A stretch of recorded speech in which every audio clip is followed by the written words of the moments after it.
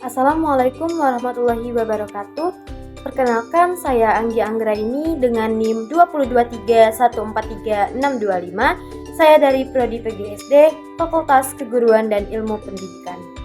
Sebelumnya, yang saya hormati Bapak Dr. Haji Hendra Wijaya, Sarjana Agama Magister Pendidikan Islam. Baiklah, pada kesempatan kali ini kita akan membahas materi mengenai Pancasila dalam konteks sejarah perjuangan bangsa. Baiklah, pertama kita akan membahas mengenai nilai sejarah perjuangan bangsa Indonesia. Pertama ada Kerajaan Sriwijaya. Kerajaan ini diasumsikan berpusat di kota Palembang. Kekuasaannya meliputi Sumatera, Bangka, Semenanjung Melayu. Nah, Kerajaan Sriwijaya ini adalah kerajaan Buddha yang berbentuk negara maritim. Sebagai negara maritim memiliki angkutan laut yang besar, tangguh dan sangat kuat untuk mempertahankan keutuhan wilayahnya, kekuasaan. Di antara raja kerajaan Sriwijaya yang paling terkenal adalah Raja Balaputra Dewa. Sebagai negara kerajaan Sriwijaya mempunyai kemampuan antara lain yang pertama ada menguasai lautan Nusantara, ada mengadakan pelayaran internasional, menjadi pusat perdagangan di Asia Tenggara. Selanjutnya ada menjalin hubungan internasional antara Cina, India, dan lain-lain.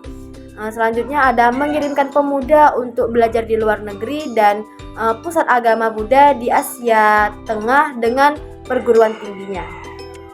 Kehidupan politik pada masa kerajaan Sriwijaya berjalan dengan baik dalam negeri maupun di luar negeri. Luar negeri dijalankan dengan hubungan persahabatan dengan negara lain yang bebas dan aktif. Selanjutnya yang kedua ada Kerajaan Majapahit. Kerajaan Majapahit ini sebagai kerajaan Hindu yang berdiri pada tahun 1293 dengan raja yang bernama Raden Wijaya. Lokasi kerajaan ini berada di desa Tarik Jatim. Kemudian kekuasaannya meliputi seluruh kepulauan Nusantara termasuk Semenanjung Melayu, Kamboja Selatan. Kerajaan Majapahit mencapai puncak dengan masa mempersatukan wilayah Nusantara dan wilayah lainnya.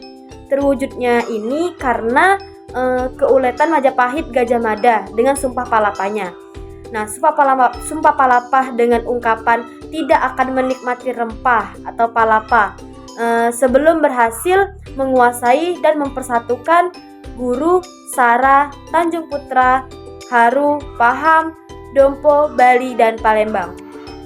Sumpah Palapa ini merupakan jiwa dan semangat untuk mempersatukan seluruh Nusantara tersebut. Walaupun kerajaan Majapahit adalah kerajaan Hindu, tetapi agama Buddha tetap dihormati dan diperlakukan sama dengan agama Hindu. Nah, pemeluk kedua agama itu hidup berdampingan, terpelihara dengan baik. Nah, selanjutnya ada ciri kerajaan Majapahit dengan pemerintahannya, yaitu ada demokratis, raja didampingi pati, selanjutnya raja didampingi oleh suatu dewan, pemerintah daerah secara desentralisasi, pemerintah daerah sangat diperhatikan, raja sering mengunjungi raja kecil, dan terakhir ada menggalang kerja dan persahabatan dengan negara lain. Selanjutnya, perjuangan bangsa Indonesia melawan penjajahan. Ada yang pertama, perjuangan sebelum abad ke-20. Abad ke-14, kerajaan Majapahit mengalami kemunduran kekuasaan. Kemudian muncullah pusat kekuasaan baru di daerah pesisir Jawa dengan kerajaan Islam. Kerajaan ini tumbuh dan berkembang dengan sangat pesat. Perkembangan agama Islam banyak pengaruhnya terhadap Indonesia. Contoh peperangan bangsa Indonesia melawan penjajahan yaitu ada Perang Malaka pada tahun 1509, ada Perang Ternate pada tahun 1533, ada Perang Ambon, dan ada juga Perang Banten. Selanjutnya ada Perang Wijayakarma dan Perang Banten yang terjadi pada tahun 1618 sampai 1619. Ada Perang Makassar yang terjadi pada tahun 1666 sampai 1669. Dan terakhir ada Perang Surapati yang terjadi pada tahun 1686 sampai 1703 sampai dengan Perang Tapanuli yang terjadi pada tahun 1878 sampai 1907. Selanjutnya ada perjuangan bangsa Indonesia pada masa penjajahan Jepang. Jepang datang dengan janji. Kemudian 2 bulan Jepang ini mulai terlihat keras, bengis. Maka usaha orang Indonesia agar Jepang cepat pergi dari tanah air. Nah, ini ada beberapa contoh perlawanan bangsa Indonesia. Di antaranya ada perlawanan rakyat Aceh terhadap Jepang yang dipimpin oleh Tengku Abdul Jalil pada bulan November tahun 1942.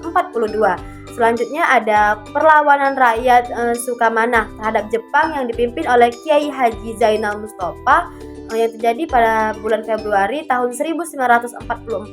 Dan ada juga perlawanan tentara sukarela Peta. Ini terjadi di Blitar.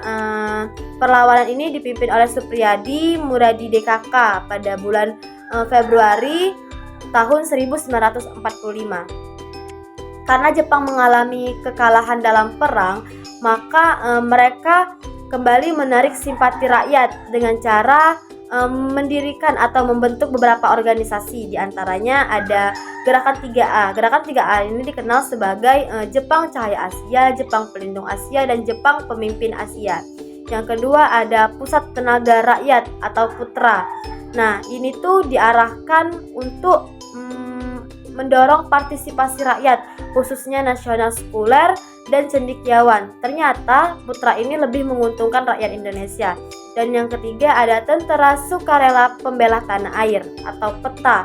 Ini tuh sebagai wadah rakyat Indonesia secara resmi dapat memperoleh pendidikan militer. Materi selanjutnya yaitu perjuangan mempertahankan dan mengisi kemerdekaan. Yang pertama ada masa revolusi fisik.